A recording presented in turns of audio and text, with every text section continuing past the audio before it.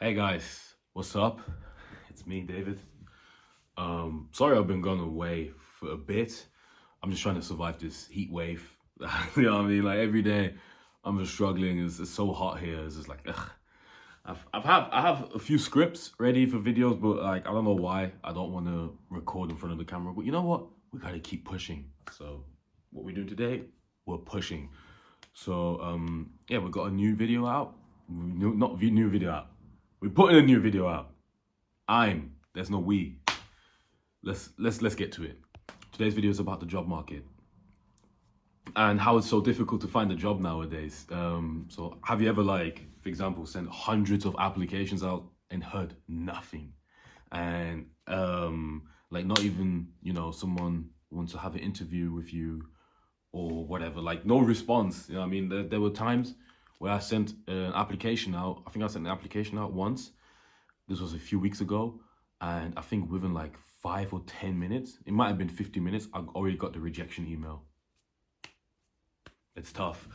And yeah, people sent hundreds and hundreds and hundreds of applications, but they don't get any response. And it seems like there isn't much going on with the job market. And you're not alone if you're looking for a new job. There's also like ghost jobs now, but we're gonna get into everything. So let me try break a few points down that I've written down.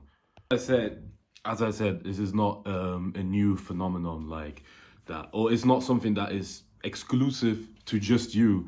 That there are not that many jobs, or that it feels like you're applying to so many jobs and you're not getting anything.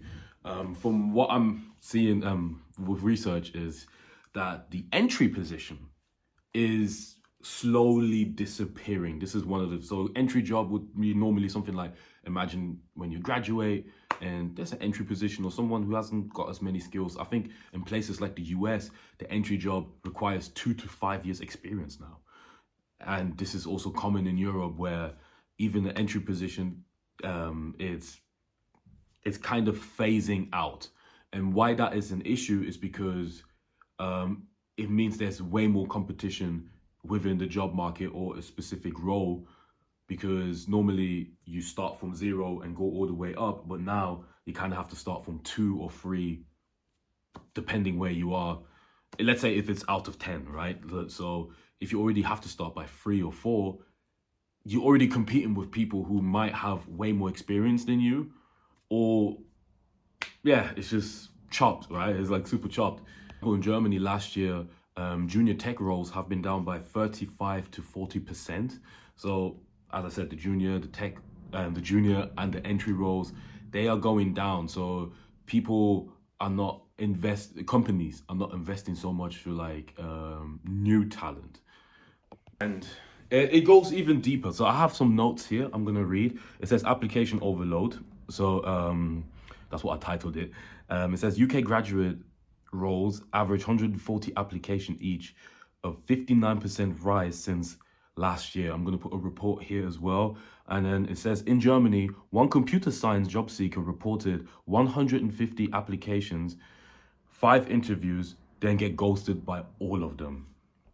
So for every 50 application they send, they got 1 interview. Hi, it's me, post edit. Like I'm editing. It's me, David, okay?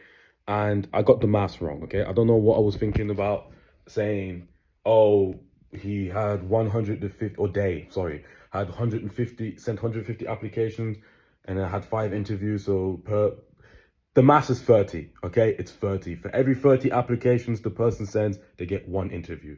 It's just, I was just nervous, okay? I'm still getting used to this thing. So I just said whatever came out of my head, and that was not correct. And when I listened to it back, I'm like, surely that's not right, right? So yes, I'm only human. I make mistakes.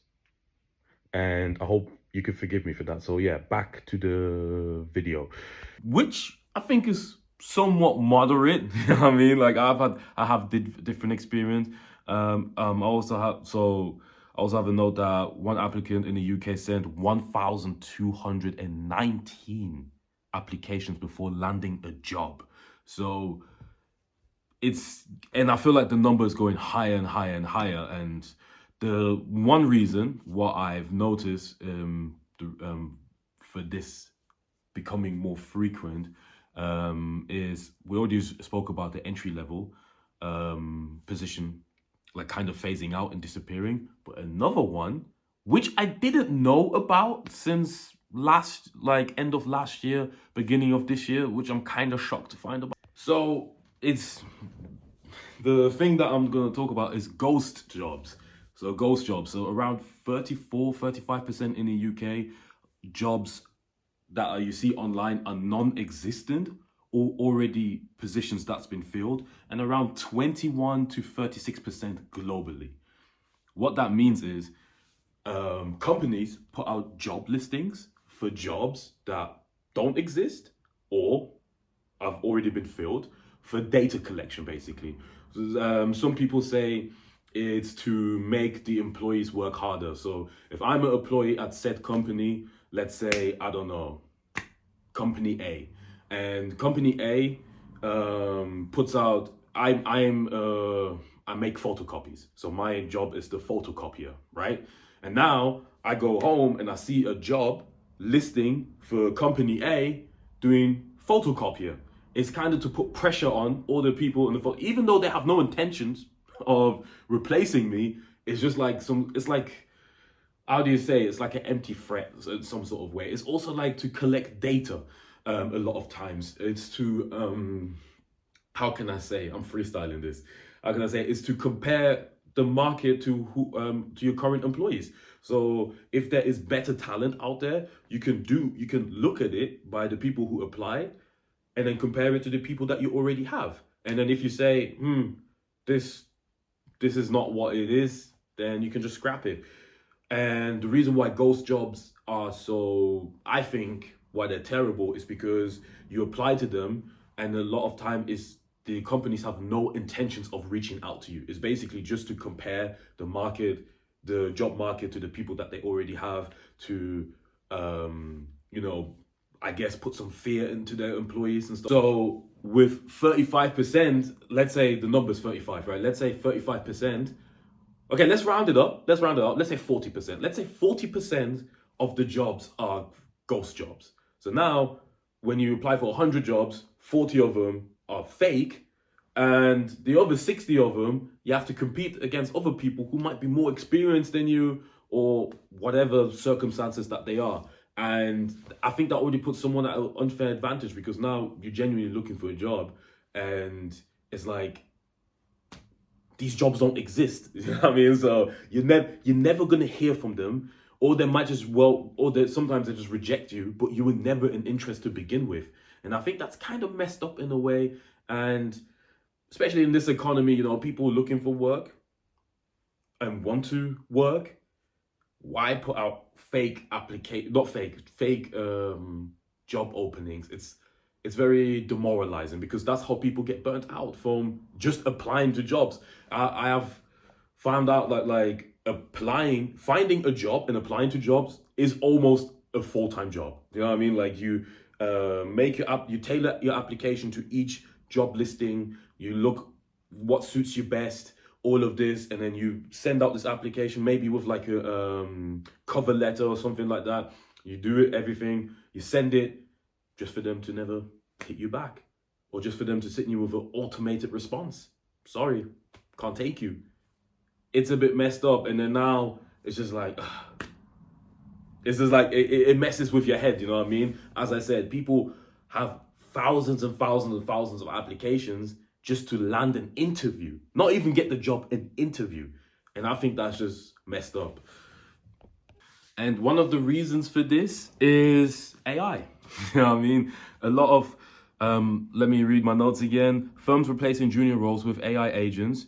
In the UK, BT plans 10,000 AI bots roles by 2030. So I think Duolingo got a lot of flack recently because they said, sorry for moving the camera. Duolingo got a lot of flack recently because I think they said something like they're releasing all of the employees, they're letting go of their employees and replacing them with AI or something like that, something. And you see it a lot, I think in last year and the year before, you see Microsoft, Facebook, Apple, I don't know, PlayStation, or Microsoft Xbox, the same. I don't know, Snapchat. Well, I already said Facebook, Meta. Who else? I'm looking around my room of the gadgets that I can figure out. Who else? Who else? Riot Gaming. And then a bunch of companies, top tier companies, like some of them Fortune 500 companies, you know what I mean? They are laying off employees. They are. They are laying off employees. I think there's another game that got a lot of flack for it. I think it's called The Finals, where instead of using real voice actors, they used AI voice actors. Or it was like, I think this is why Spider-Man got delayed, is because like Hollywood went on strike because instead of having like writers, like real writers, like for comedy shows or whatever, they want to have AI now. And now it's like companies are willing to cut costs. They rather would train AI models than have someone who needs insurance and benefits and I don't know, like a bus pass or like a wellness check or I don't know what do humans need? You know what I mean? Maybe I'm the AI. And whatever you know what I mean, taxes, all this stuff, you can kind of cut costs by getting rid of humans and just have the automation do it.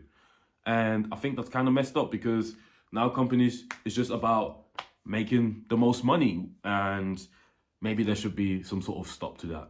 It also costs to employ someone, like to employ a new person, you have to train them, you have to, show them all the technical stuff that you have going on.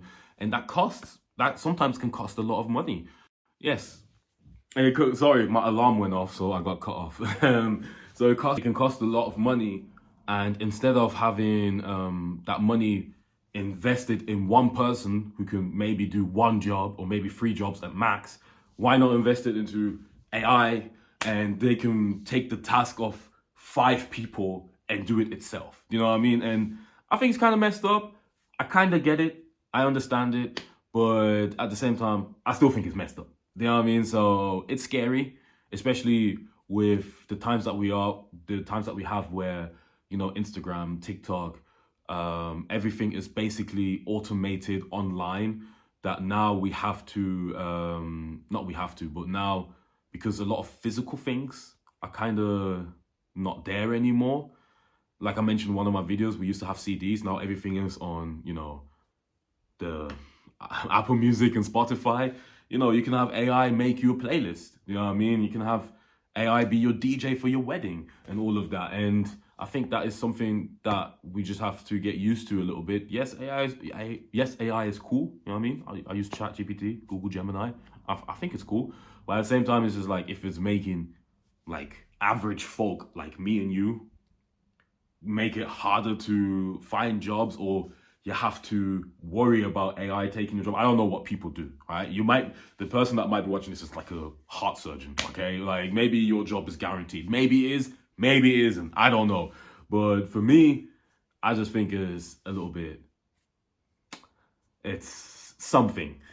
So if you are stuck in application purgatory, it's not your fault. You know what I mean? Like yes, sending a lot of CVs feels like a void, but it's just companies just, trying to cut costs. And I think people should just keep going. I genuinely feel like there's a lot of qualified people that will probably not work in the field that they want to work, or they have to like maybe settle with another job. This is mainly the reason why I do this, okay? Because like now this is like I'm looking for jobs and all of this and stuff like that, and it's like, yeah, I have the spare time.